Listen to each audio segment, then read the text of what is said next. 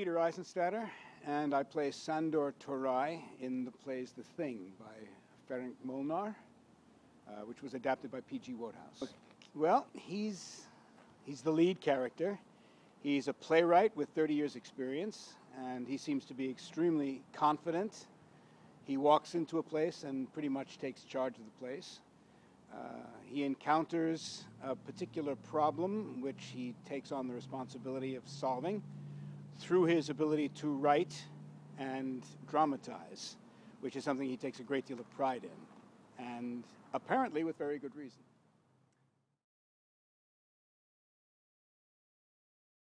What I usually do to prepare for a role before I do anything else is, after I've read the lines to myself a couple of times, I put them on audio. I've got an audio recorder. It's always been my idea that it's easier to learn lines if you hear them spoken rather than if you try and learn them off a page. I mean, if you've got something like eidetic memory, then you can visualize the page. I can't really do that, but I've noticed that people learn songs by singing them along with whoever's singing them over and over again. So I put the cue lines, and then I put my lines, and after I've listened to them a couple of times, I work along with the audio. And when I can do the lines faster than the audio does, then I know that I've got my lines. So that's basically the first thing I do, because you really have to learn your lines before you do anything else. For the rest, I try and figure out just who this person is and how much of my own characteristics fit into that. In this case, it seems to me that Sandor is particularly confident in his own area of expertise.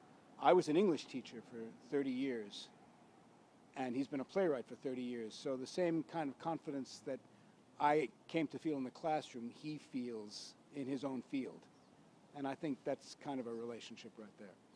So what I try to do is find what in the character is like me, and then work from there. Sometimes I can do that very easily, and sometimes it takes a lot more. There was one role I had to do, which was a South African minister in The Road to Mecca. And one of the things I had to do was to learn a South African accent. And then once I had learned that accent, to forget about that accent and concentrate on the emotion and the personality and the identification with the character. This is a little bit easier than that because I don't have to learn another accent.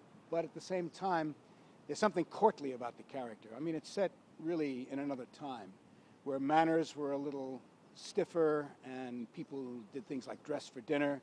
And so some of the speeches are a little more formal.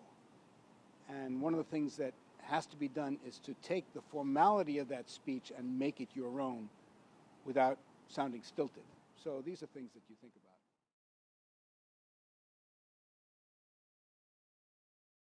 So far it's gone very well. We're all getting along wonderfully well. Most of us have worked with each other before. There are award winners in this cast, and those that aren't award winners have lots and lots of experience, you know, from the youngest one to the oldest one. We've worked together in several plays, and it's very comfortable working with these people again. We do a lot of laughing in rehearsals, needless to say. Scott is a lot of fun to work with. He's got this very offhand manner, and he's an excellent actor. He and I kind of bounce off of each other, and I think we even try to outdo each other a little bit, but in a good way, you know, so that we're having more fun while we work that. Chris Pratt, I've worked with him once or twice. He's got this wonderful formality that he brings to his character, and it makes it fairly easy to relate to him. I think, you know, all of these people are wonderfully easy to work with. Ilona's character is particularly one that I like. She's young and she's vibrant and she knows how to take stage. Yeah, Ilona is a character. Ilona's a character that really appeals to me. Clare is particularly wonderful to work with. She plays Ilona. I worked with her a couple of times before. I think I started working with her when she was 17, when we did Tempest together. We didn't have lines together, but I watched her work, and she had tremendous poise. She's 21 now, and she works and looks and sounds like an absolute veteran. I have a lot of fun with her on stage, and especially the parts I'm supposed to be bawling her out, and she's supposed to be this shy, retiring person. But whatever she's playing, I like matching that. I think she does really wonderfully well. I think she's got a big future. Well, I hope they'll like this a lot. I mean, it's kind of an offbeat comedy. It's a comedy of manners. It's kind of a different thing from what most people might be used to seeing. People dressing up. The way theater used to be done, you know, in the 30s and the 40s and the 50s, when people used to dress up to go out. Not only dress up to go out, but even dress for dinner and things like that.